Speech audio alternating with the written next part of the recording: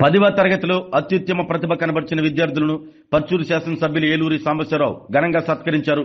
విద్యార్థులు, ఉపాధ్యాయులు, తల్లిదండ్రుల సమక్షంలో నిర్వహించిన ఈ కార్యక్రమంలో ప్రతిభావంతులకు ప్రత్యేక బహుమతులు అందజేశారు. నియోజకవర్గ పరిధిలోని మార్చూర్, ఎద్దనపూడి, పర్చూర్, కారంచేడు, ఇంకొల్లు, చినగంజాం మండలాలకు చెందిన పాఠశాలల్లో మొదటి, రెండో, మూడో స్థానాల్లో ఉత్తీర్ణత సాధించిన విద్యార్థులను అభినందించారు. ఈ సందర్భంగా విద్యార్థులతో పాటు వారి తల్లిదండ్రులు, ఉపాధ్యాయులను ఎమ్మెల్యే సత్కరించారు.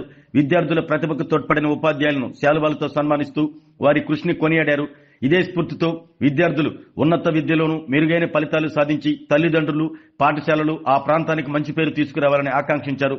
అలాగే 6 మండలాలకు చెందిన ఎంఈఓలు, గురుకుల పాఠశాలల ప్రిన్సిపాల్ను కూడా ప్రత్యేకంగా సత్కరించారు. కార్యక్రమం ఉత్సాహభరితంగా జరిగింది. ఈ సందర్భంగా ఎమ్మెల్యే ఏలూరి మాట్లాడుతూ కూటమి ప్రభుత్వంలో ముఖ్యమంత్రి చంద్రబాబు నాయుడు సారథ్యంలో మంత్రి లోకేష్ నాయకత్వంలో విద్యాశాఖ అగ్రస్థానంలో నిలుస్తుందన్నారు. విద్యాశాఖలో చేపట్టిన సంస్కరణ ఫలితంగానే ప్రభుత్వ పాఠశాలలు కార్పొరేట్ విద్యా సంస్థలకు ధీటుగా ఫలితాలు సాధిస్తున్నాయని పేర్కొన్నారు.